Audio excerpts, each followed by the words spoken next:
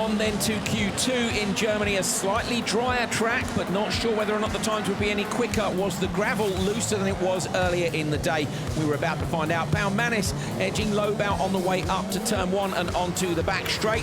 Loeb then had to race it out with Choo Choo down to the hairpin. Managed to hold on and harass Baumanis for the whole race, but the Latvian, after a brilliant performance in Riga last time out, seems to have found some confidence and held on with Loeb right behind. Ken Block here in the focus in the middle. A little bit of contact there with Genet, but ends up with a little bit of handbrake around the outside. Timozyanov was next to him, gave him a little nudge, but the American somehow found the traction to get in front of Timmer on the run down the hill. This was Timozyanov with Timo Scheider on a big push as well. Come the end of the race, typically 3 cars taking the Joker on the last lap, and it was Block who took the flag. Depping managing to get up to P3, an improving performance by him on his first Rallycross event. Timmy Hansen with the whole shot here. Kevin Hansen up the inside.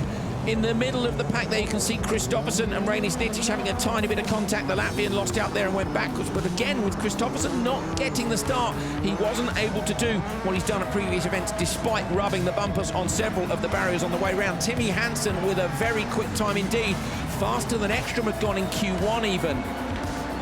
Heikkinen here with the red roof, of course, in the EKS Audi, getting the whole shot ahead of Matthias Ekstrom up to turn 1. Solberg tries the round the outside move, but ends up with a couple of wheels in the gravel, and then it was a traction race down to the bottom of the hill, which Matthias Ekstrom won. We ride on board with Solberg.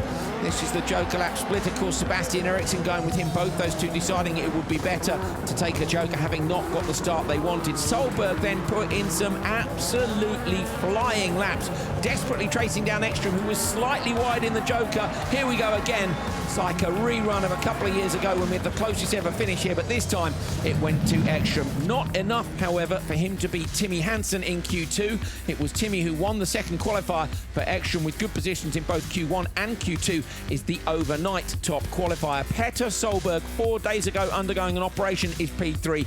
Brilliant performance by him as he fights for a podium position in the Drivers' Championship. Bakkerud is up there. Kristoffersen, the world champion, down P5. Kevin Hansen, impressive in 6.